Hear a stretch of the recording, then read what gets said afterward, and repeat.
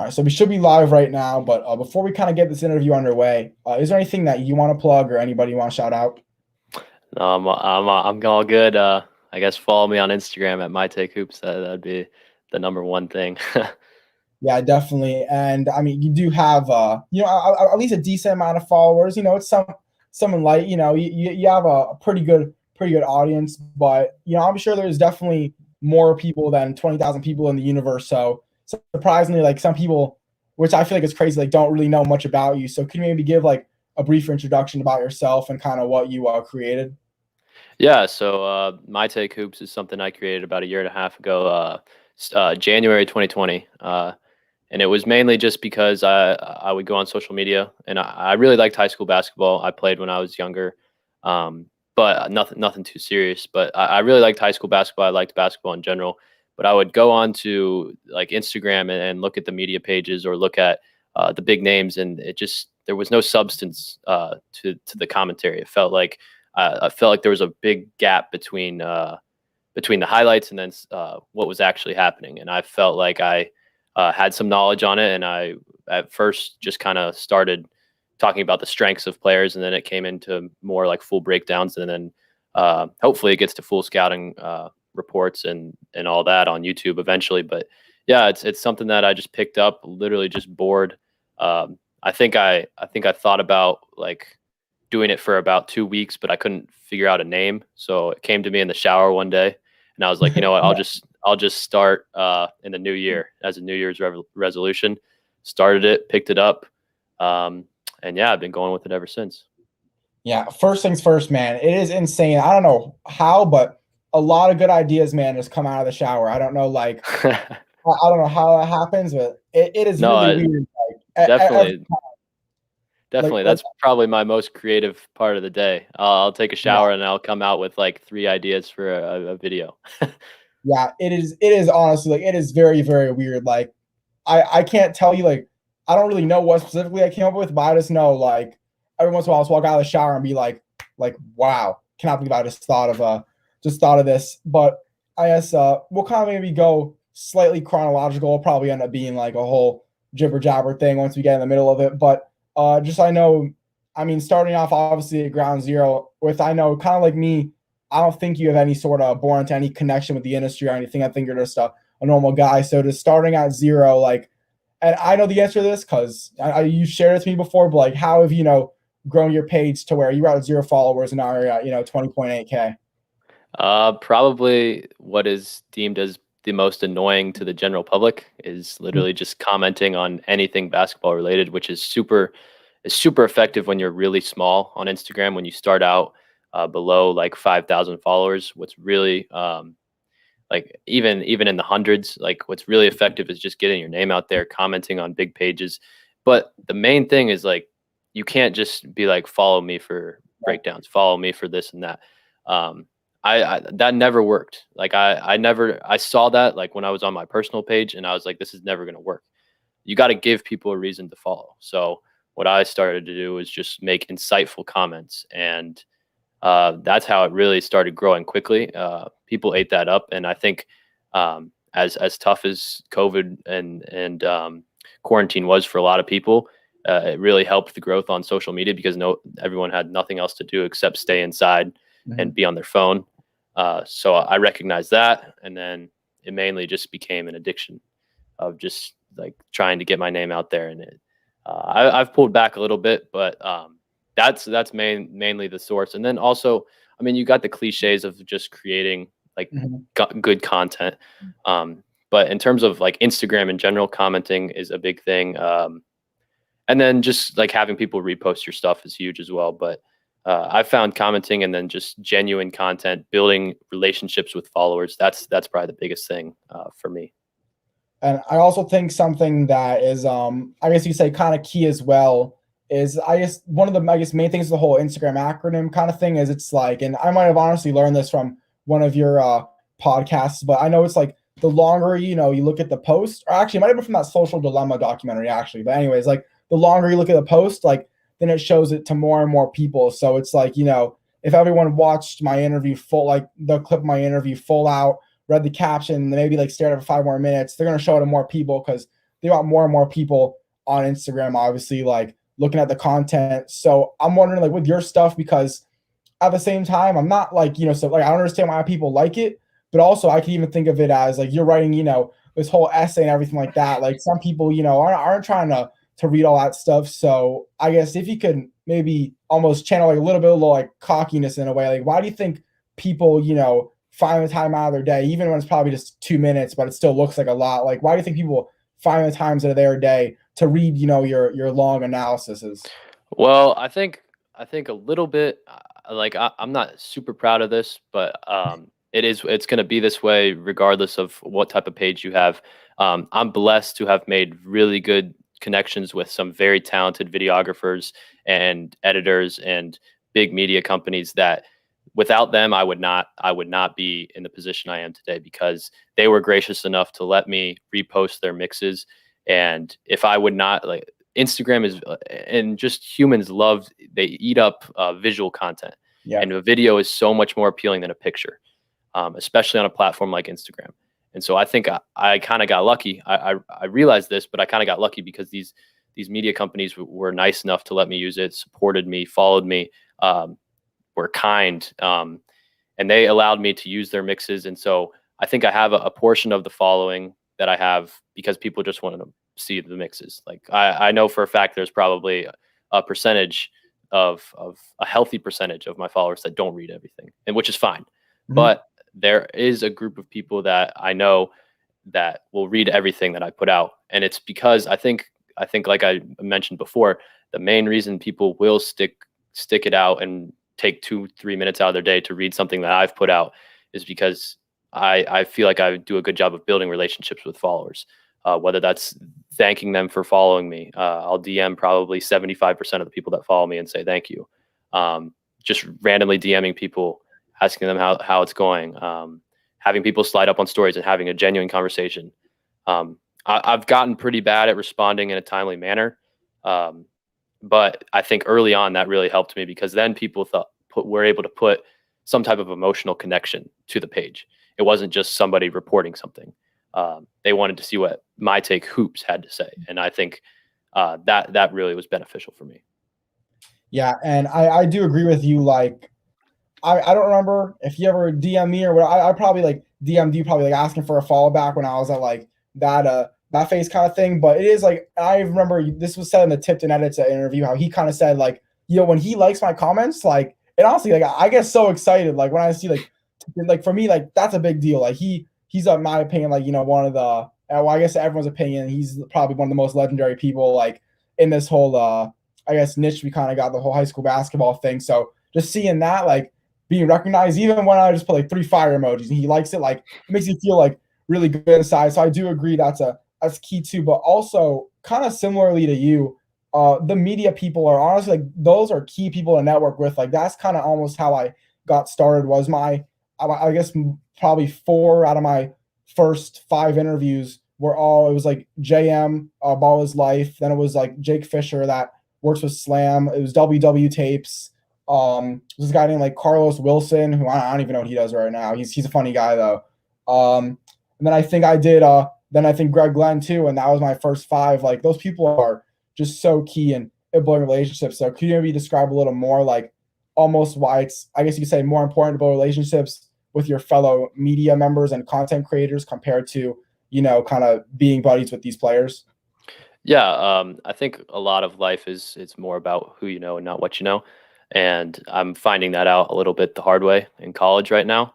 I can do as well as I want on tests, but at the end of the day, if I don't network and meet employers or talk to people in the industry, I'm gonna have a much lower chance of succeeding or getting where I want to go. And I think that it goes the same for social media. And the media are different than the players. Like meeting the players and talking to the players and building connections with the players is great. It's really cool. It's one of the coolest feelings because these are guys you look up to. But the media is also really cool because you're talking to guys that see the behind the scenes. You're talking to guys that are paid to go and film for these big companies or make mixes for these big companies or do whatever that are on the media side. So they see a little bit more behind the scenes, but then also they have that same type of goal that we have, right? So like maybe it's not with the analysis side or maybe it's not with the interview side, but they do fit into this niche of high school basketball, right? So they know people, but they also are a key that, like, it's hard for me to relate to some of my best friends in real life about this because they just don't care, which is fine. But some of the best people that some of the best connections I've made are people from social media because they share the same care for high school basketball that I can't find anywhere else. So like I can talk for hours about it with somebody and not get tired, and I don't get to have that in real life every day. So I think it's good. It's good, obviously, from a professional standpoint, but then also good for your mental health to talk to people that are interested in the same things that you're interested in. Yeah, and like what you said, it's key because these guys, not even at the same thing they're interested in, but they're doing similar stuff as you. It's like and also I feel like these players could kind of come and go, but because they don't really understand exactly what you're going through. Like they might respect you, but they don't really realize like what it takes. I mean, even though they probably understand like this is kind of difficult, like they don't truly get it. So it's like it's valuable, but of course, those people in the media where they're going to get certain positions and things that you might want one day and all that stuff. It's like you're more on a path to being like them than you kind of are being like a player. Sadly, I mean, we wish everyone could hoop like that, but that's kind right. of But it goes both ways, right? We'll think what the players do is hard, but we probably don't understand the half of what they have to go through each day in terms of training and games and preparation and all that. So it is good to, like you said, to find media members that know kind of the same grind, right? Like they're in this more specific niche. So like you said, I think that's a good point. Yeah, but something that I just thought of surprisingly not in the shower, I think would be kind of cool is because I almost feel like having a player media like alliance kind of thing. I don't know if that exists, but obviously like you see guys, I think like Cam Beverly or whatever is with whatever, like Kelly Oubre. Like there's a lot of players where they then kind of have their personal media guy. Like it is important to have those couple players that are going to vouch for you, because just as much as it's important to know like the other people, like just having like a couple players where maybe like for me, I want to be my a team manager in college because I'm one in high school right now. So hopefully I know what guys are committing there, and then I get even easier chance on getting accepted as a manager, because they'll be like, oh, like you got to let my guy in, and bam, because they got a lot of power as well. So I think having like an alliance between the two is important as well. Yeah, and I think the main thing is just being genuine. Mhm. Like I think that's a lot of I see a lot of it on social media, especially Instagram. It's just not people not being genuine. People just like, I want this, I want that. Like take. Relationships are give and take. It's not like this barter. Like you don't say I'll do this, you give me this. I think what's helped me a lot and why I've seen success and why I have good relationships with players and media is just because I go about it like a friend. Like I'm just reaching out. I'm saying what's up. I'm not asking for very much most of the time. I mean, sometimes you got to do what you got to do. You got to ask for things. The only way you get an interview is if you say, "Hey, do you want to sit down and do this?" But I think for the most part, it's just being genuine. That being a good, genuine person will get you a long way. Yeah, and I don't know, like I feel the media, it's definitely much easier to really build those good friendships and connections because like, again, like they get what you're doing, you understand what they're doing, and for the players, not as much. Like I'm honestly slightly surprised / disappointed. Like besides the guys who live in my area that I kind of talk to, like there's basically like one player maybe that I really have like a decent relationship with. Like other than that, it's more just like a quick like, oh, congratulations on your offer, like thank you, and there you go. Like how do you really build relationship with players? Because just saying like, hey, just checking on you, how are you? Like good, how are you? Good. How's their season? They're like good. Like how are you really able to build those connections with players and stuff like that? I think as much as I don't like to admit it, I think it comes down to a little bit of your following. So like a year ago when players saw my account, it was just kind of just brushed me off. But now that I've legitimized myself a little bit more, I think players are a little bit more apt to having a conversation with me. But then also I just feel like I haven't done anything to like harm my trustworthiness. I don't like I'm not spreading rumors about players or anything like that. I feel like I've built up a good reputation for the account. When players trust me with information, I'm not going to tell it. Tipton is big with that as well.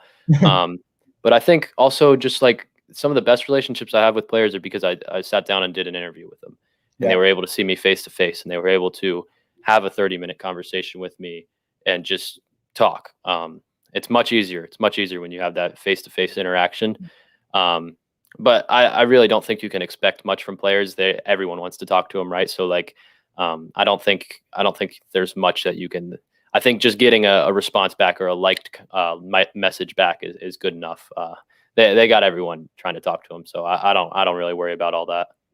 Yeah. I guess like for me, because it's kind of like not my job, not being paid, but it's like what I do. Like the one thing that was starting to frustrate me now, I'm not kind of getting my feelings too much, but at a certain point, I was getting so mad because I DM all these players, and I think I'm not like at your level or anything like that, but I feel like with the amount of like mutual followers I probably have with these players, like at least like a yes or no would be greatly appreciated. Like it was getting really frustrating. There's all these like, and these guys weren't big time either. Like all these like leave me unseen or wouldn't respond. Like just a yes or no is all it really takes. Like I really don't think it's. I mean, I don't think.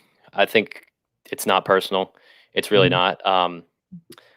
I kind of used to be the same. Like, oh, why are they not giving me the time of day? But at the end of the day, got to understand that you and I are just two random people. Like, they have no obligation to talk to us. The fact that they even see a DM, I feel like is pretty honoring. So that's kind of my mindset: is go in expecting nothing, and because they don't have to give you anything. They're everyone. Like I said, everyone's trying to talk to them. You don't like there's not much that I feel like that you can't expect. I mean, even if they say no, or even if they leave you on scene, I mean, it is what it is. You move on to the next. But I really think the key is not expecting anything, because if you go in expecting everything or expecting anything, you'll leave let down most of the time. Yeah, and that is kind of what happened to me, because I go to Hoops Giving and I interview Mikey Williams, Jay Davidson, like Jabari Smith Jr. Like, so I was like, all right, after this it's gonna be like a breeze now. That's what I thought, and then that was probably one of my lowest. Like, I don't know why it was just so difficult, and that's why kind of like, I guess not like you in a way, but kind of like you have now to like rebrand myself a little bit. Now I'm like trying to be like a hometown hero kind of thing, which is a lot of fun. Like, it's my community. And everything like that. But yeah, that was definitely a good point. I do have that like similar mindset, except for mine, I always hope for the worst. Or sorry, no, what is it? Hope for the best, but expect the worst. That's like, I always do that. Like, my biggest fear is never doing the interview. Like, I always get nervous before the interview. Like, they're not gonna join. They're just gonna ghost last minute. Like when I did my interview with Greg Glenn, that was like, I didn't care like about doing the interview. I was just like, the whole day I was like going back and forth, like, just please respond. Like, I was so nervous. So that is definitely a great point you just made. Thank you. yeah, no problem. Yeah, but yeah, I'm not gonna like a lot of people. I just give like a couple sentence break, just for a little. No, yeah, I get you. I appreciate the interaction though, because some guys like, I'll make this long thing and the player will just be like, then I'm like, all right, so next. yeah, but I guess kind of continuing on, like, since I kind of brought up, I guess, how my page is kind of rebranded, and even though you're still the main thing is the breakdowns and analysis and all that stuff, you obviously have now diversified your content a little bit, even though like you were really getting a lot of success just doing the breakdowns. So again, I kind of know the answer why, because you like vocalize it on Instagram, but when something was working, like, if it ain't broken, don't fix it. Like, why'd you choose to just do more when everything was still working for you really well? I think a lot of it came down to me, or some of it came down to me not being completely satisfied with what I was putting out.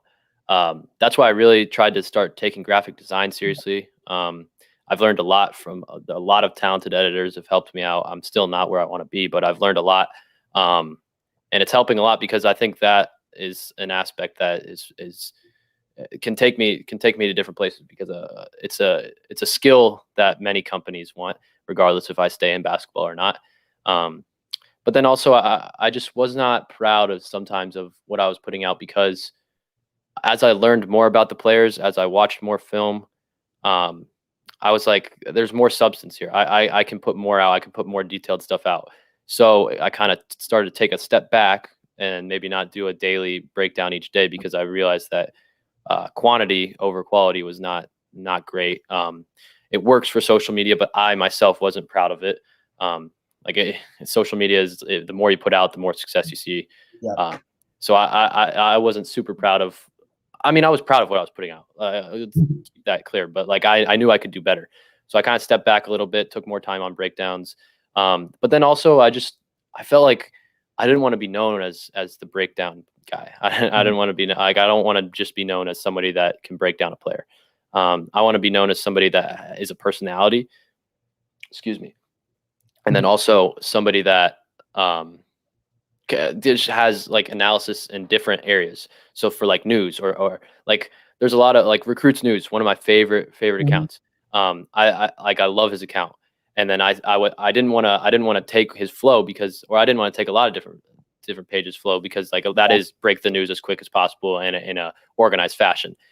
So I would kind of let the news break and then I would let my thoughts marinate and then I would get a post out about what that news was, whether that's a transfer, a commitment, whatever.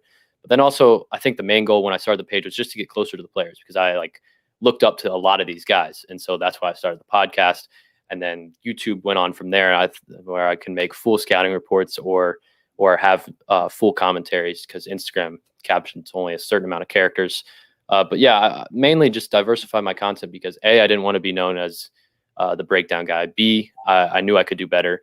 And then C, I thought there was much more that I could offer. Yeah, so I honestly got a lot of questions from that whole statement, but I guess one like, I mean, your edits are, in my opinion, like if I had to rank like a top 5, I'd probably put you like I genuinely not even close, not even close, bro. I have kind of my own like preferences, you know, like some people have their own styles of what kind of mixtapes they like. Like, am I like from my eyes, like some of the stuff you make, I think it looks very very pretty, and I like to look at it a lot. So in my eyes, like I definitely like to look at it. Like I'm more of a like, you know, the people that make the stuff like the wallpaper kind of stuff, like those I'm not as into. Like they're very good, but it's not my style. And that's why, you know, everyone says like rankings don't matter. That's why, because to my eyes, like I enjoy what you put out. So I'm curious, like I'm sure you could probably learn how to do that stuff really well, like how to make commitment edits and all that stuff. So are you at all considering like, you know, maybe making a little money, like making commitment edits for people and all that stuff? Because that's clearly like a skill you could have. Probably not. Just because that game is so saturated right now. I mean, no way I'm ever competing with Tipton or like some of the other big names. And also that's just not what I want to do. I don't have the creativity for that. I know that for a fact. The graphic design that I do now is very simple compared to a bunch of other editors that have helped me out.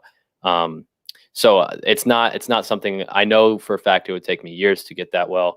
Or to get that good at it, but it's not something that I'm super interested in. I don't want. It's not like I want to do the bare minimum. I want to continue getting better at it, but it's not the main focus of my page. In terms of like making my content clean, like some of the reels that I post or TikToks that I post, I take pride in that because I make the thumbnails and then I compile the video and make the audio, and I feel like I do a good job on those. But in terms of the actual editing, graphic design, I know I don't have the creativity for all that.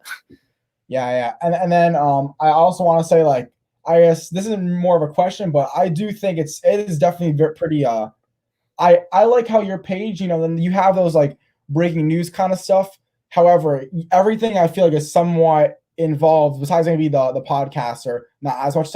Everything somewhat involved with, you know, analysis and your thoughts. Like I think I was just very like, you know, genius on your part where I'm seeing this, but then it's still, you know, the basis of your page. I guess this kind of lead into my question because I guess for me, like I would love to kind of be known as the interview personality kind of guy. Like I'm fine with that. Like I feel like as much as it's good to be known as the do it all guy, like it's also, you know, cool to have your title, you know, like I mean Zach Shoemaker, you know, he's known as like the interview GOAT basically for what I do. So that's, you know, pretty good. Like I love to be known of what he is. So like why do you want to kind of be known as more instead of just keeping it on something? Because I do think, even though it's kind of similar to that, my last question, like I do think though, it's important to be known as a specific person instead of just kind of being all over the place at times.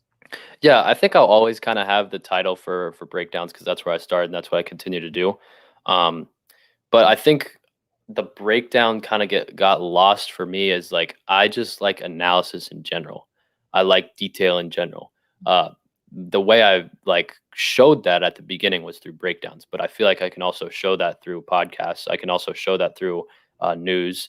I can also show that through YouTube. So I think as I got more experienced in what I was doing, I realized that it was analysis in general that I like, not just scouting, not just breakdowns. So I think I kind of started out like this, and then as I got more into it, I just broadened it a little bit, and I fell in love with doing a little bit of everything. I know like you said, that's different from you. But for me, I really did not want to fall into being just one thing, because down the line, if the opportunity presents itself, let's hope it does. Mhm. Um, I want to be able to be versatile, to offer multiple things to a company, if they need it. But then on your hand, you can be one of those goats in the interviewing Yeah. community, to where they hire somebody and they know exactly what they're getting.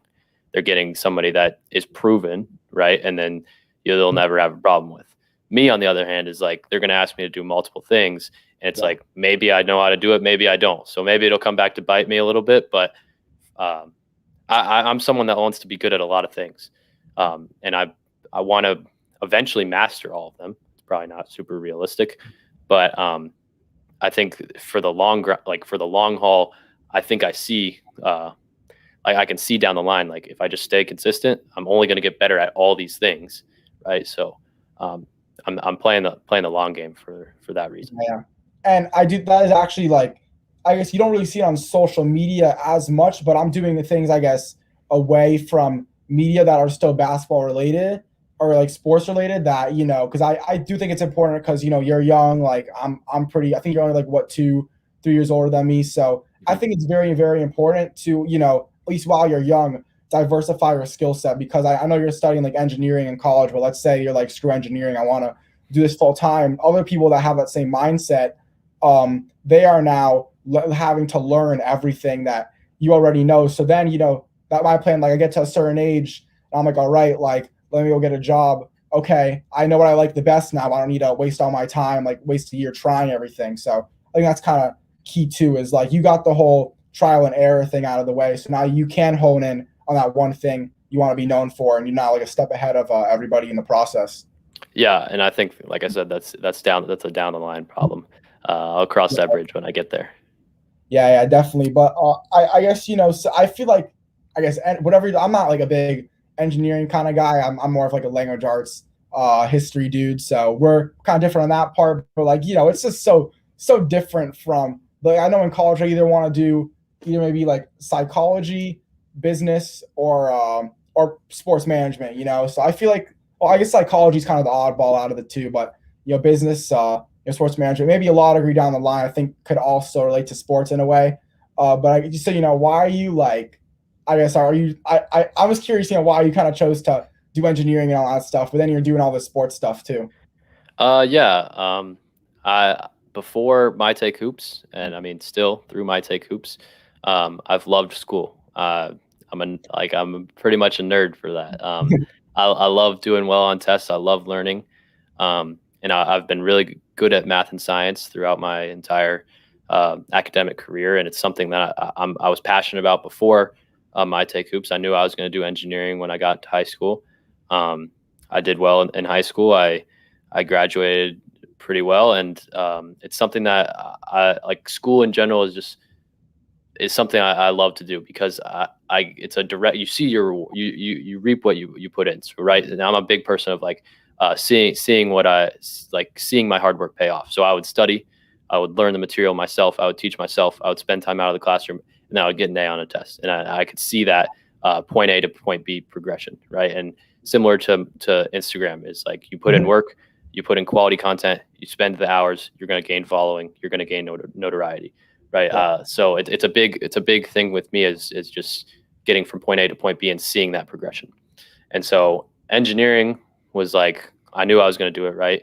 My parents are engineers, and so I'm sticking with it for right now, because it's one of the most versatile career paths.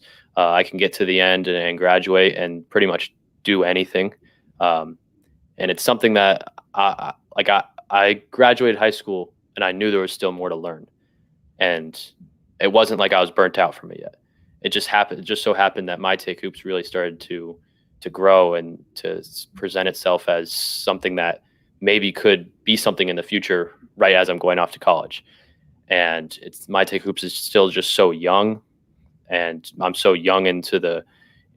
so new into the industry that like I don't really know much about it compared to other people. So like I gotta stay with engineering until there's a solid plan um, with basketball, if that ever presents itself, because um, it's the safest thing, and because at the end of the day I'm gonna have to pay bills, right? So Yep.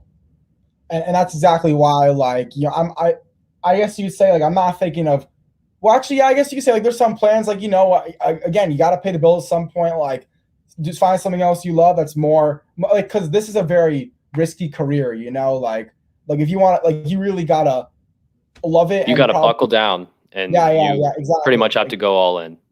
Which is something, like, I love this a lot too, but then also, like, I guess an overall goal for me, like, I just want to have a family. Like, if I could live the same life my dad has right now and like never watch a single basketball game the rest of my life, deal. Like, I don't really mind. So yeah, I definitely kind of like that mindset. And I feel like it's like a cliche question where everyone always asks players, how do you balance out school and basketball? But I think like this could easily be, and what you do too, like I could easily do this 24 hours all day. Like, there's always more to do.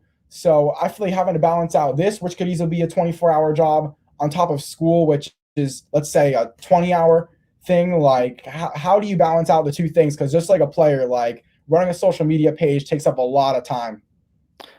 Yeah, that's a good question, because I think running a social media page, I mean, some probably people listening know, is that there's a lot of unseen hours of putting in editing, or putting in preparation, writing questions, figuring out how you're going to word something, editing. I already said editing, but like, there's a lot of unseen hours. And if you actually want to grow, you have to spend time on social media.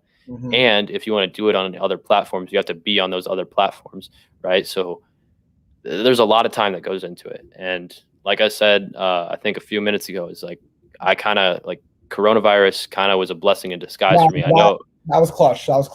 It was really hard for a lot of people, and sometimes I feel bad saying that, because like it really did help me a lot. And like I was able to spend a lot of time on it, and then once I go to college, everything's shut down, right? So like I don't have any in-person classes. I can't meet anybody really. So I went to college and met like 6 friends, right? And I'm supposed to be a freshman, meeting a lot of people, having a bunch of connections, and really kind of enjoying it, soaking up the college experience. And I didn't get any of that, but it allowed me to stay in my room and grind this and not feel bad about it. Because I probably would have stayed in my room and grinded it either way. But then in the back of my mind, I would have been like, oh, I need to go out and meet people and make memories. But like that, I couldn't, that wasn't an option. And then just in terms of balancing with school, I had I spent time building some really good study habits in high school. So for anyone listening, if you're going to go to college, take high school seriously in terms of actually knowing how to study. And so I would get to college, and it was pretty much seamless. It was like, boom, just stay studying the way I've been studying. I continue to get good grades, do my thing. Planning is huge, but then a lot of it just came down to not being social, and then skipping out on some sleep. But when you love it, like, I mean, you know you love it, it's totally worth it, and you do it every day. Yeah, it's funny, because actually, not like I said, like I'm going out for the whole summer. I'm actually picking the more social, normal thing over this, but also because I guess for me, I really haven't been doing this something basketball related at least like all year. Like I know you even took a break. Mine's a longer break, but I don't really have a choice. Like it's something I've wanted to do even before this page was created. So I don't really mind. But I guess it's the thing with, I always feel like balancing out school and this, like I would say, like I'm pretty studious. Like, I study pretty hard, like everything like that, except for I almost felt like if I wasn't doing this, my grades would be much better than they are. Like I can maybe get, like, I'm not like I'm usually A's and B's, or always A's and B's. I'm not very rarely will I ever get all A's in a quarter, stuff like that. But if I had no life, like I just did school, maybe hung out with friends like once a month, then I think I would have that. So have you at all had to have like the battle between sacrificing like your page and like your grades and like all that stuff, because I know if I wasn't doing this, my grades would definitely be much better this year, because I feel like I have to instead make a balance of both, because I think they are both equally as important. Not yet. I've been, like I said, I'm fortunate to have built really good study habits. I was like like I said, both my parents are engineers, so I was blessed, really blessed with a good upbringing of learning how to prioritize and to learn things. Um, I think next year and my junior year of college are going to be very telling, because this year I was able to. A lot of the courses I took this year, I had seen a little bit of the material in high school, so like I kind of knew what was going on. Um, but these next 2 or 3 years, and engineering is really hard. It's going to be all new material, and we're going to be in-person classes, so that's going to be very. It's going to be telling. I think these next few years is really when I'm going to have to start taking a backseat on MyTakeHoops, which I'm not excited about. That's why I'm trying to motivate myself this summer to go really hard. But I haven't experienced that yet. I was able to watch March Madness throughout some Zoom lectures this year, because I was able to, like I said, build good study habits, and I took exams seriously. And by nature, I'm pretty reserved and antisocial. So when people would go out, I knew I didn't need to do that. I could stay in and study for 4 hours straight and not feel bad about it, and it was fine. So yeah, not yet, but these next few years are going to be really telling, like I said. And I mean, I'm not looking forward to it like tremendously, because I'm looking forward to learning a lot in engineering, but I know that I'm going to have to step back from MyTakeHoops a little bit, which is kind of sad, but maybe it all works out. We'll see. For sure. And one way I kind of treat these interviews is things that I kind of wonder, like maybe even very specific personal questions, like things that I wonder. I'm sure there's someone else out there, so they happen to watch this, like, these questions might help them out as well. So I'm kind of going to ask maybe a little more like general college-ish questions. Like I'm sure, since you are, pretty smart, as it seems, like I'm assuming you did take at least some like college level and rigorous courses in high school. And I feel like every high school, like every different high school, like I think that every kid at the different high schools transition to college is always different, because I mean, no school is the same, I guess, reportedly. But was college at all, like taking rigorous courses in high school and then going to college, did it all feel maybe a little easier since you have more time in college to do your work? Yeah, absolutely. I took a lot of college courses in high school. So I kind of knew what to expect, and I went to a good high school. And like I said, I pushed myself through high school. I took my studies seriously, so the transition for me was easy. I knew it was going to be easy, because I knew I was confident in what I knew I could do the work. I think where a lot of kids go wrong is when they kind of just go through high school, go through the motions, don't learn how to actually learn the material. And then they get to high school, and then then they get to college, and the professor's lecturing over a chapter a day, and the exam is in 2 weeks, and you have probably a total of like 4 or 5 class periods before then. And if you miss a day, the professor doesn't care. And if you get to the exam and you get a 60, the professor doesn't care. You're just a number, especially in those freshman introductory courses. So that's one thing, is like you're in charge of yourself once you get to college. And then the whole like narrative that you've got more time to do your classes, that's true.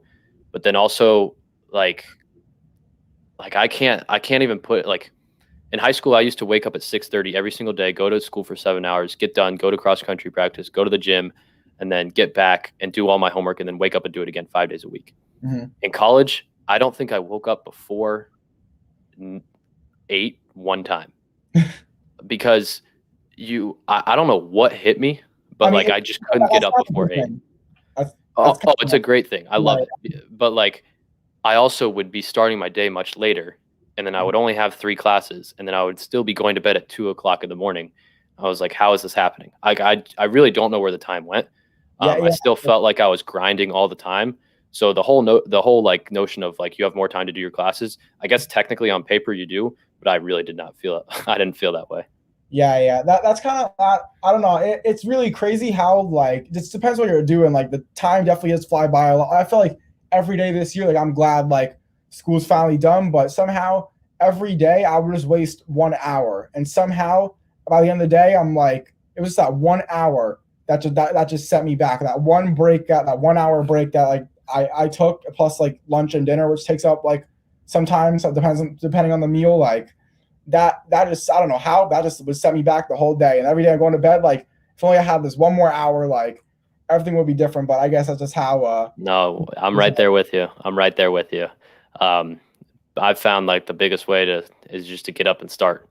Like it's so easy when I get back from the gym or something, or I get back from, like, I'm taking a few classes online right now throughout the summer. Is like when I get done with that, it's just to go sit in my bed and either take a nap or just scroll on TikTok. But it's just if I don't take that, I'm right there with you, man. I'll get to the end of the day, and I'll just be like, why did I do that? Why did I sit there for an hour and waste time? But also, you gotta. I already know. Like I would be like a zombie if I went all day. Like I'm a big, like I naturally need breaks. I cannot sit and. I'm with you. Still, like I actually had like I won't say too many specifics if it's like illegal, but I had a college level exam, like the exam for the credit and everything, and luckily I got to take it at home. Probably after every 10 questions, I have like a mini over the door hoop in my room, couple shots, back to it. Like I just can't. I just don't know how. I just can't do that. I just can't just sit straight and whatever. No, I'm with you. It's healthy for your mental health as well. Yeah, definitely. And then I know like you're from the Ohio area, but you're at Kentucky. So like what, I mean, kind of like you're like a player, like what went into your college decision where you chose to go out of state and go to Kentucky? Because of my academics and because of how I did on the ACT, I was blessed. I was really blessed to get a very like a good scholarship. I was very blessed. So that ended up being a main factor, and then obviously the basketball team. I mean, how can that turn me away, right? So we didn't have a great year this year. I try and stay unbiased on the page, but I am a Kentucky fan. But I'm not going to bring that onto the page, or as I try not to, at least. Mm-hmm. Maybe I do. But the scholarship was good, and then also I just kind of wanted to get away, right? So I was kind of done with high school. I was done seeing people that I've seen for the last 12 years. I was ready for a fresh start, and that was the perfect place, honestly, for me.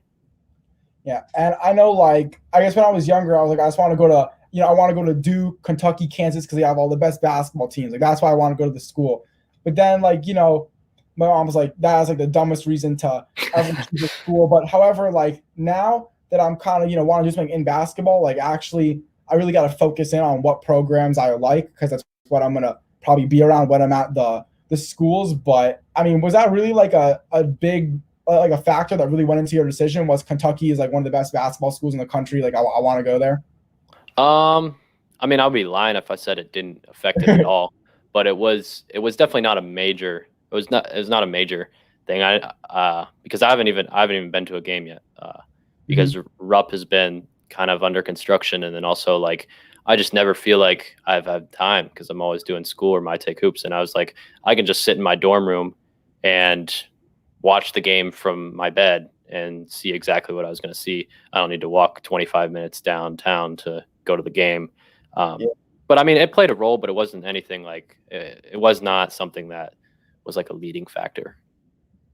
Yeah, and I keep on. I know I've asked you this like a few times, but like, I'm just so like you have such a good platform. Like I'm sure you get like an opportunity, like a manager or someone with the team easy. Like why or is it something you're kind of keep on the down low, or like why you're not doing anything with the team there? I mean, I've tried. I haven't tried very hard, but I've tried. I've had some some empty emails. Like I've gotten nothing back a few times, but I definitely could be trying a lot harder. But one, I feel like I don't have the time, or the time that would be needed. I think in the future, if I really start going into basketball, it's something that, I mean, I would love to. I would really love to. It's something that I would love to do, but I think I don't have the time right now. And then secondly, once I get involved, this is how it is at any school. Once I'm officially staffed anywhere, some of my content, some of the content that I post wouldn't be allowed to be posted, right? So like, because it would either somehow be affected by the NCAA, or like the college would have to like regulate a little bit of what I post, and I'm not really with that. I like to be unbiased, so that's kind of the main reason. Is just really, I think I don't know how much of my content I would be able to keep as mine, you know? Yeah. So like for a fact that like let's say you become a manager at Kentucky, they're gonna say like you gotta be biased towards Kentucky on your page. Like, is that what they would make you do? Because Well, like they would probably say you get to post nothing about like you get to post nothing about negative about our players, and like I don't feel like yeah, but I mean, I don't know about you, but like even your weaknesses section, like that's obviously always much smaller than you're not trying to like bash a guy, so exactly. It's like, and really, and I'm not, and I've had Mhm. parents come at me before and say like, well, you say this, this, this. It's really not supposed to be bashing. Like I keep the Yeah, weaknesses short because yeah, the strengths is like this, and the weaknesses is like super small. So right, it's yeah, like, and it's genuine. Like these players are ranked super highly because they don't have that many weaknesses, right? So compared to the average basketball player in high school, but I I think like the program would say, hey, you can't say certain things, or there'd be something like you can't talk to certain recruits because then it's a recruiting violation, right? okay. So then that becomes a problem because then I don't get to do interviews or then I don't get to make the connections. I don't know. It's something that I need to read into because there's a lot of technicalities with it, but that's kind of why right now. Yeah, I'm definitely glad because I honestly had no idea because I want to be at least for now like a manager in college, but I guess I had no idea about, so I'm glad They'll because walk you through that when you sign the contract. Like, hey, you yeah. realize you wouldn't be able to talk Like, to do this. you know how? I mean, I don't know if you like sign a con. I think it's more like you're volunteering like your time. I don't know, man. Yeah, I mean, I guess like I haven't done like I've talked to a lot of managers. That's something I take seriously. So like I don't know if you know more than I know or if we Oh, both know anything. So I don't really know anything. I need to look into it more. It's more me being lazy. yeah. But I think eventually down the line, I mean, I've only got 3 or 4 more years of college, depending on if I want to stay another year and Mhm. get some other things cleared up. But I don't have that much time, so I do need to make a decision on it and Yeah, yeah, yeah. try and capitalize. Yeah, I don't think you sign it because I mean that sounds very cool, like signing a contract. I don't think you do, but I mean, who really knows? I guess You might sign some type of agreement, and yeah, the fine print in there probably is yeah, for sure, dangerous. For sure. And then since you brought up how like you've gotten like DMs from parents and like, oh, like why would you say this about my son and everything? Like the reason why, I guess I do some scouting on Twitter, but like I never put weaknesses. Like I'm only doing positive stuff, because I just feel like I'm confident-ish. Like I'm not too confident. Also, like I don't want people to get upset with me or anything. I'm just trying to go through all this like no beef, no disrespect with anyone. Like I'm just trying to have everyone, even though it's impossible, like I just want everyone to at least like me, or at least if they don't like me, it's not because I did something. It's just because it's on them. So how do you handle people disagreeing with both your strengths and weaknesses? I think early on, I took it personal. I was like, well, like, why are they insulting me? Like, why are they calling me names? But now that I'm kind of through it, it's more like I kind of first of all I think back and I will think like, do they have a point here? Do they have, say for example, I critique their left hand as a point guard or something. And first I'll sit back and be like, let me watch a little bit of film. Maybe they're right. Maybe I'm in the wrong. And then if I still feel confident, or if they're right, I have no problem admitting that I'm wrong. If I'm wrong, then I'm wrong. Everyone's wrong. Nobody's ever going to be perfect. And I think that's one thing that social media tries to tell everyone is that you would live this perfect life. That's not true. And especially within the game that I'm in and with analyzing, it's very subjective. So everyone has different opinions. And then if somebody disagrees and I don't agree with the point they're making, I still try and go about it in a respectful way. I mean, I'm sure there have been times where I've kind of snapped a little bit, but in general, I try and be respectful because I can't. It's so much easier to be mean and rude when from behind a screen when you don't see their face, right? And so that's just what social media breeds, and I try and not be like that. And I'm not perfect. I've messed up a few times, but in terms of people disagreeing, I really don't take it personal. That's just the way the cookie crumbles. Like if someone disagrees, they disagree. Yeah, it's almost like, I guess that's kind of why I like what you do in terms of responding to the comments, because it's almost like they're not disagreeing with you. It's more, you could think of it as they're just adding another point you could have made. Not because, I mean, Right. usually they don't say you are wrong. They just say like, oh, he's good at this. He's like, I mean, or maybe they say you're wrong. I don't really remember. I'm just kind of, I'll put a few of those. yeah. But you know, I think it's kind of like a really good thing on how you respond to their comments and stuff like that, because it's more, you're not saying, you know, why, but you're more saying like, yeah, you know, I see your side, but this, and you're more starting, you know, it's just a conversation. Like you're allowing them to, you know, kind of not rant to you and have them tell you their viewpoint, and you know, probably makes them feel good, like all that stuff. So that's definitely a good approach in terms of kind of dealing with the people that may disagree with you and everything. Yeah, and I mean, some people one thing I've learned is I thought I had to respond to everything. I don't have to respond to everything. If someone comes in blatantly disrespectful and calling me names, or like saying that I don't know anything, or all this, just this like massive thing of disrespect, I just don't even respond. Or I won't even read the whole thing, because at the end of the day, like I get to respond to whatever I want to respond to. It's my account. I just like to respond to everything that I can, because I don't want it to make it seem like I'm like not like I'm alienating people, or I think most people have some valid opinion, or most people have something they're bringing to the conversation. So why not continue that, right? So I try to respond to most things, but like I said, if it's like blatantly disrespectful, I don't have any obligation to answer it. And like, no matter, like, sometimes you can tell, like, no matter what you say, it's not going to change their mind. So like, why even bother, right?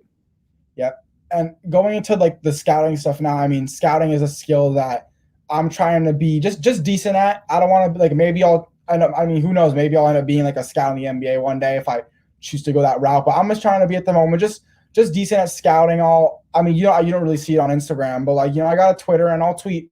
Maybe I'll go to like, you know, a couple games during the week and tweet about like a player and say this guy's good because of this. You know, like nothing major, but it's definitely a skill I'm trying to work on. But I guess maybe kind of the tough part too is I'm not a basketball player.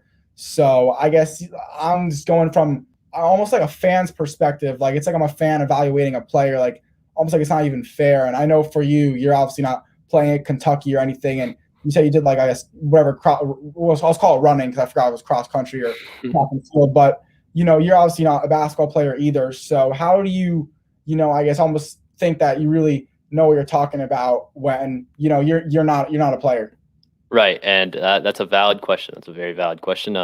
There's a player there's a person I watch on TikTok a lot, Theo Ash NFL, and he does a lot of scouting and news kind of things, and breaking down, giving his thoughts on NFL and college prospects in terms of football. And he's never played football, and the comments are always like, when they disagree, it's always like, "Oh, you don't know anything. You've never played football."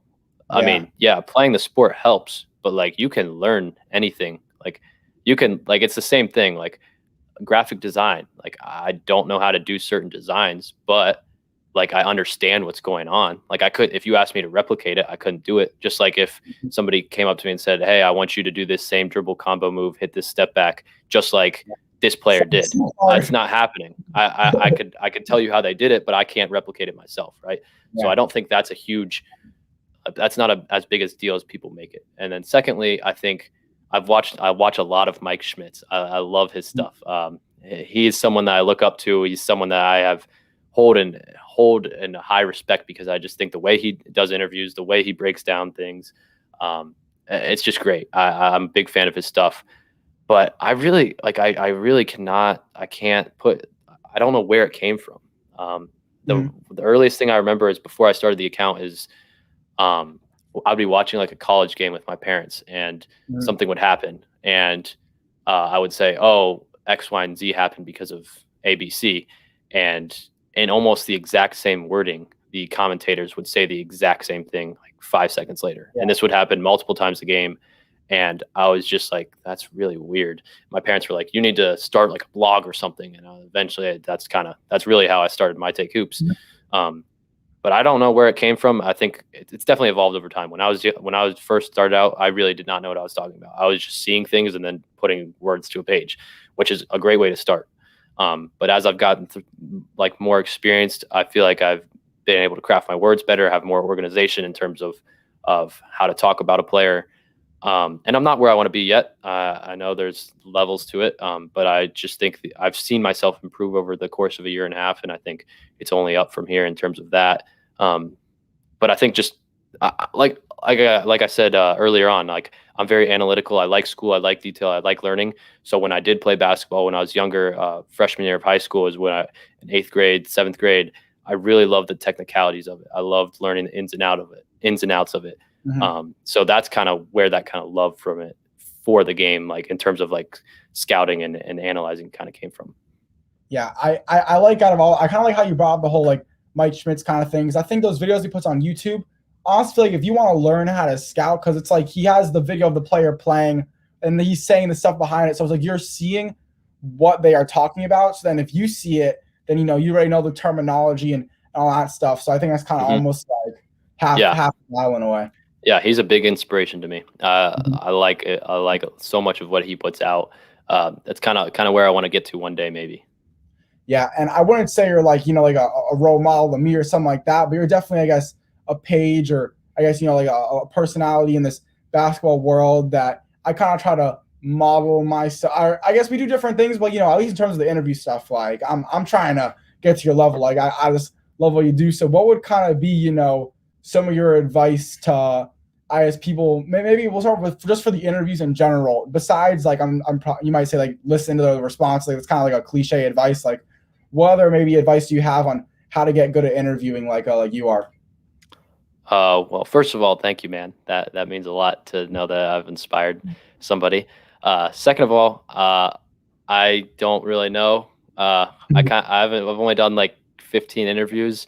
I didn't know people thought they were very good. I wasn't like, I kind of just hop on the mic and I mean, a lot of people might like, I have just kind of like how I told you with the whole like I love your graphics. Like people kind of have different styles and viewpoints on what makes a good interview. Like in my opinion, like I like what you do for your interviews, and then I know other people that do the complete opposite, and I think they're terrible. So it just kind of depends.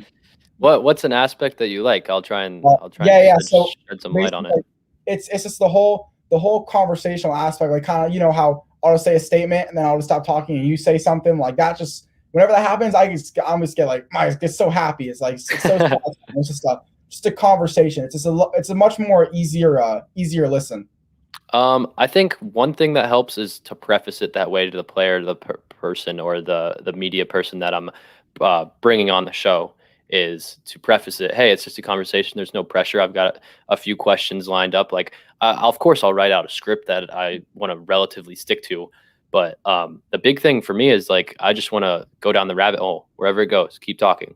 And sometimes you have to read the room a little bit. Some prospects or some players, like, you can tell they don't have the time for what's going on. So you kind of speed through the interview a little bit.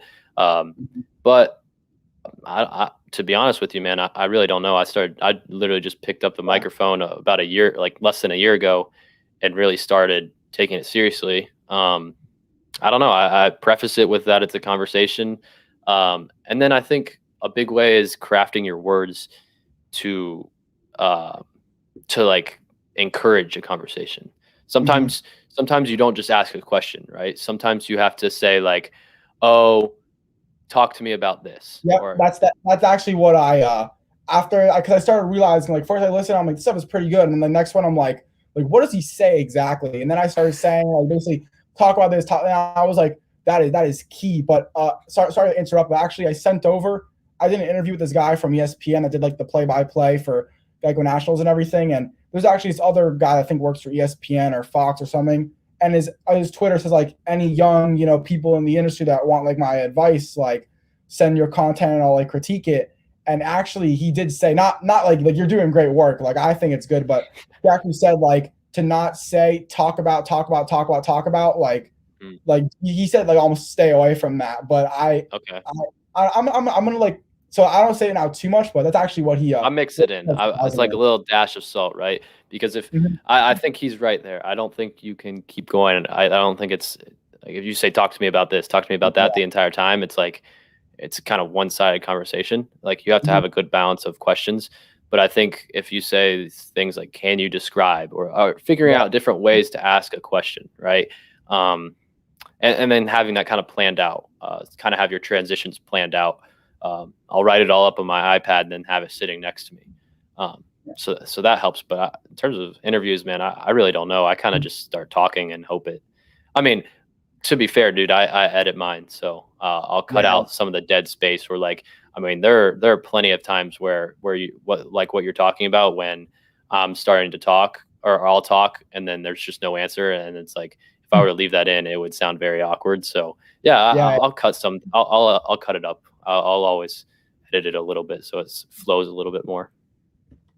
Yeah. I guess almost like not in a bad way, but it's more because for me, like interviewing is that's what I take really seriously. So I kind of have more of a background on it. So it's almost like I'm almost dealing with all these different thoughts and styles and all that stuff on how it kind of works. Or for you, like sometimes when you just do something a little more naturally, like it just turns out a lot. But like if you just go in with an open mind, like, yo, I'm just gonna do an interview, like I don't know what I'm doing, but like let's see how it turns out, and whatever my instinct does is what I'm gonna do. Like sometimes it honestly kind of works out too in a way as well. I mean, yeah, and I think in the greater picture, that's where social media is going. You're seeing it on TikTok. You're seeing it with these short videos. Is just really raw content.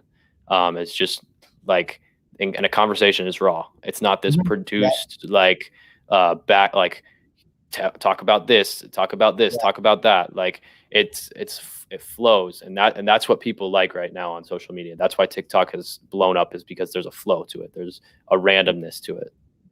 And because like the raw content too, like I know a lot of things. I mean, I don't know if college coaches like follow you like on Instagram for this reason or watch your podcast for this reason, but it's like they like seeing the personality from players, and when you just get them just to talk right back about something, like I don't know. Oh yeah, it was this girl. She lives in like the north part of Florida, and there's a whole thing like which I believe is true, and she actually does as well. That North Florida, like past Orlando, and then south of Orlando, two different things, two different types of people. And I said, like, I feel like where you live, like, it's kind of weird. Like, people are kind of weird. Like, do you like South Florida better? And she was like, hold up, like, do Yeah. not move. Like, I feel like too, when you make it conversational, it really shows their personalities too, because it's like you're not asking them to say anything. They're saying, whatever they thought. Yeah, you're leaving the door open to how they want to convey their answer, and I think that's what people like. That I don't know if they can put their tongue on it or put their finger on it and say like, oh, I like that, but subconsciously, I think that's what people like when they can leave the door open to how they're going to respond. Yeah, for sure. And now more like a specific question, maybe towards my page. Like besides, I guess commenting like you, because I know it's like your go-to advice. Do you have any advice for like a page like mine on how if I want to kind of grow or get to the next level? Because I feel like I'm doing slightly things similar to you. Like I used to have no cover for my interviews, but now I have kind of that light cover where at least it looks somewhat aesthetically pleasing, which I think is kind of something you have that's good for you as well. Like, would you have any advice for a page specifically like mine that wants to get a little more next level, I guess? Um, I would say probably the next step is what I kind of did is graphic design, learning how to edit, just light stuff. You don't even got to do like the stuff Yep. that I put out is light. Like I'm not anywhere near these. You see these people on Instagram and it's like, wow, that's very like discouraging. I'll never be there. So what I do is really light. I spent about it's like I don't want to say it stinks, but it takes a lot to wrap your mind around. Like Yeah, yeah. if you go into the learning phase of learning how to use Photoshop or learning how to Takes a edit. long time, and that's why I actually don't like. I told you the guy that makes like my friend makes my stuff for me because one, I know you have it for free. Like I'd have to pay money, do something that I'm not the most passionate about. Like I would love to be good at it, like a sound my fingers, but I'm not passionate enough about Photoshop to put the work in. Like it's not an interest of mine. But yeah, I do agree though. Like that stuff is definitely And key. it is, and you can even do it. There's free alternatives out there, and I can send you some. But Yeah. there's like maybe a video editing software, which it really does not take that long to Mhm. pick up on. Is just to start maybe making some cuts in the videos, or just I don't know, make aesthetically pleasing. Like you do a good job right now. Like you said, you have those covers. I think that's one thing that you can take to the next level, and then. Um, I mean, the commenting thing will always work on Instagram specifically. Yeah. Um, but then just generally, the more content, the better. Mhm. And I feel like your content is suited really well for YouTube as well. And I haven't figured out the YouTube algorithm yet. I don't know how to grow on there yet. So I'm not even trying on there. I'm just trying to me like, either. yeah. Because It's it's that I heard like that thing is it's pretty difficult to. I yeah, think the it's key thing is mainly actually clickbait. I think the key is actually like the clickbait. It's clickbait and the thumbnails. Like because there'll be videos and I'm like looking and I see the thumbnail and I'm like if it's I not want. pleasing, Yeah, right? yeah. But if it's not pleasing, it's like I'm not clicking on this. Like your stuff looks good, but it's not. It's not. You'll have like a like a pretty title of like all the Hmm. prospects, whatever, like NBA stuff. But if I don't know if it was almost like that, like two of the players like beating each other up, like Right, right. Then I yeah, of course want you're to see clicking it's on there. it, Like, I just want to see if that's there. So I feel like that's almost the key to YouTube is the which is click. unfortunate, but yeah, that's Yeah, the yeah. way it is. Yeah, definitely. Yeah, I feel like the one thing because I do like I don't know if you saw like I did an interview and I sometimes like, when I was at Geico Nationals like and I would incorporate sometimes because Who's Next put out like good content I would put in the I like that a lot. I yeah like that a lot. the one tough part is it's because I'm not using this crazy like editing software and because I always do my interviews horizontally instead of vertically to fit both players in. So then when the clips aren't made for a horizontal video, it looks a little tough. So that's kind of the one battle. But like I do agree though. Like I like when I kind of put that stuff in there for a little bit because it does make it just seem just a tad bit more professional for sure. Yeah, I mean, when I do my recordings over Zoom, they're obviously horizontal. I know you record with your phone. But I've seen what you do because you have the yeah because I've saw you put the guy down there and Mhm. then you put the clips like Yeah, up. Wait, how does that work? Because it's like I know it's like you horizontal. zoom in really far. You zoom in really far, shift them over, and then zoom out the highlights. I can send you a video of it. Yeah. Honestly, like I probably will not need to. I have no idea where the future takes us, but yeah, it sounds like Yeah. so confusing. But I guess just like a final question to kind of wrap up the interview, even though you've kind of shared like bits and pieces of it, like what, and it's a basic question, but it's a good ending. Like what are your goals? Like what are you really trying to just get out of this whole experience and this whole journey that you got yourself into? To be honest, man, I've had a lot of people ask me that. My family asked me Yep. that. I really don't know. It's something that I need to sit down and internalize because it's something that like can decide my future a little bit. Like if I don't have to be an engineer, I don't want to be an engineer. Like I love this basketball stuff. I love it. But like you said earlier, it's a risky business, and there I would love I need it in my mind. I feel like I need a fallback, but also part of me deep down is like I've built up an Instagram page to 20,000 followers in a year and a half. Clearly, I'm doing something right. Clearly, if I get the keys and am able to go all in, good things can happen. So deep down, that's sitting there. Um, and so I don't really know. Like I would love, like I said, I look up to Mike Schmitz a lot. I look Mhm. up to Paul Beanicardi a lot. I look up to a lot of guys at 247 and Rivals. What they do is like that's a dream. Like if maybe that's what I become. But like I said, I don't just want to be the scout. Like I love creating relationships with players. I love just approaching them as a friend, right? So I love doing the interview aspect as a friend, not like with an agenda of like, oh, who's recruiting you, or like, what? Yeah. Tell me about this. Tell me about this school. Like, I rarely ask about that because I think that's personal to the player, and that's not really my. That's not my. Like that's not my business. Like, yeah, it's Mhm. cool to break that news, and occasionally I'll ask, but it's not my business to ask. Um, Yeah. so in terms of where I'm going to go, I don't know. If I can make, I love doing my own thing. I love it.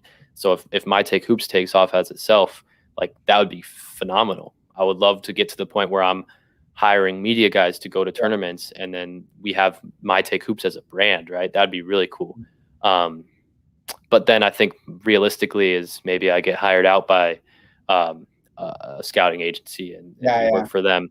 But I really don't know, man.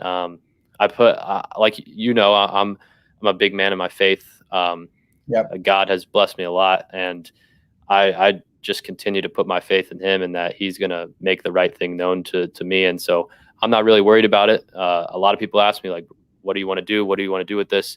But I'm really just kind of riding the wave right now, trusting God what He has for me, And like, yeah, I don't know. It's not a great answer. I know it's not a great answer. I say this every time. It's not a great answer, but that's kind of where I'm at right now.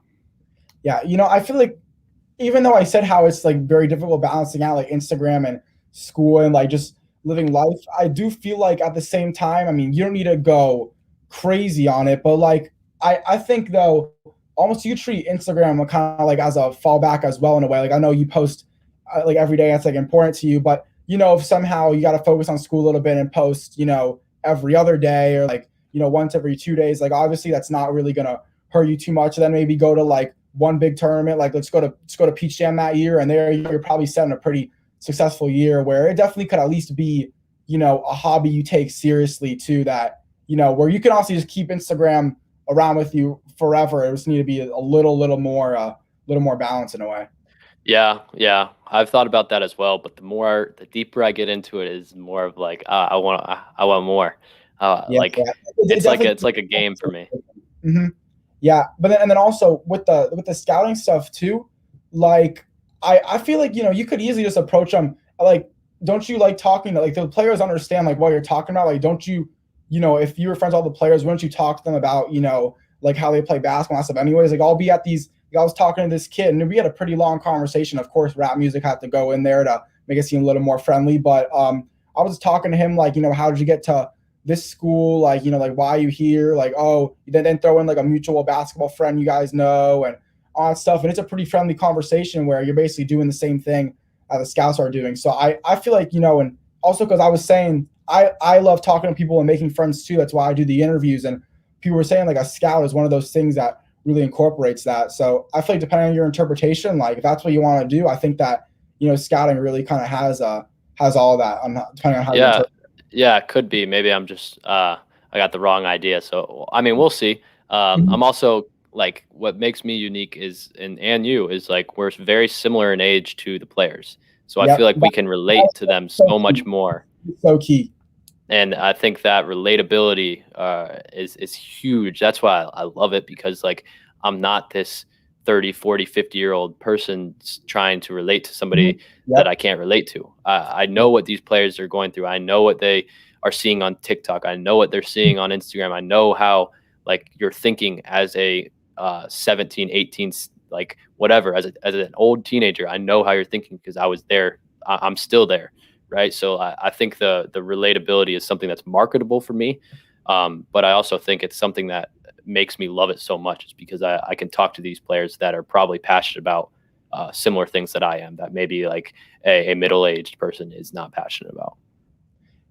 Yeah, definitely. And I'm a little mad at myself. I forgot to ask this before that like good final question, but something that I know you're like, you can't take seriously is like following like certain people back and everything. And like, for me, I'm now in like a little crossroads myself, because it's like that ratio, even though it's not important, like it's important, and I want to follow pages that I like and I care about. And there's been a couple pages that now approach me, like literally like right now during this interview, someone's like, oh, like can you give me a follow back, whatever. But they're like, I was doing the same thing, but then it's also like I want to have some sort of respectability. Like sometimes you kind of gotta put the foot down. So I'm almost battling through a thought process where it's like I want to treat them like how I was treated / want to be treated by certain people, but then also I want to get to a certain level of respectability, like people like you, where like a follow from you, like to get a follow from you, you gotta be a respected page, and but then also you followed me like before I was even like anything. Because I believe it. I believe in what you're doing, man. I believe. Yeah, yeah, but it was so like it was just so early in the time that's why like what's kind of your thing with like following certain pages back and all that stuff? Because I'm just like I just can't, because like I know I was the one asking for follow backs, and now it's like I'm also trying to be a respectable page and person that's not just being taken advantage of for a follow all the time. So it's like, what would be your kind of advice and opinion on that? That's a tough one because I experienced that a bit too. For me, it's like yeah, that ratio looks pretty, whatever. But it really doesn't mean anything, like you said. For me, it's like what I do is I comment on a lot of things. I don't want my timeline cluttered with things that I can't comment on. So I only follow accounts that no, this is gonna sound cocky. I'm not gonna word it like that. But I follow accounts that I get value from, regardless of their size. right? Like if you've got a 500 followers on Instagram, but you put out content that you like, I think is cool, I think is valuable, I think that you put a lot of time into it, I'm going to toss you a follow. But then I think the main thing is like a follow from somebody doesn't mean anything. Like it doesn't mean anything. Like I at the end of the day, it really doesn't mean anything. Because if you don't have a relationship with them, it really doesn't mean anything, Mhm. right? So, but a follow, like I'll have people ask, like, "Can you follow me back? Can you follow me back?" Is like it, like I usually say no because if I do it for you, then I have to do it for everyone. Exactly. It's not a personal thing. It's literally just the rule that I have. If I'm gonna follow somebody's account on my like business account, then Mhm. it needs to be for business. Like I need to seek some value from it.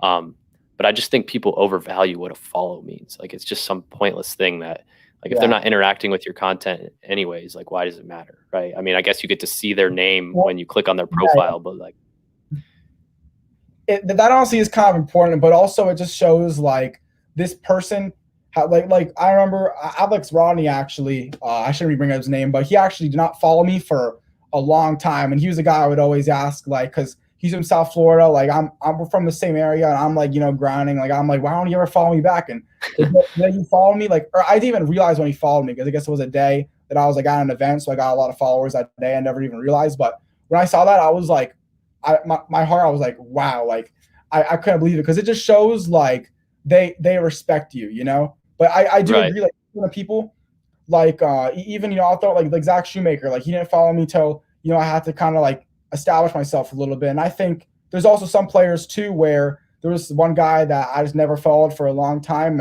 but I always kept seeing him at events, and we just always kept talking and hanging out and everything. So I'm like, eventually, like you just feel like it's so bad inside. You're like I'm friends with this person, like you got to follow them. So I think that's kind of a key thing too. Is it's more like build the relationship, and if it's genuine, throw them a follow and give them your support. That's kind of the thing too. I think with a lot of up and coming pages, is it's more try to build a relationship, and then then you'll naturally get the follow because you're now friends with the person.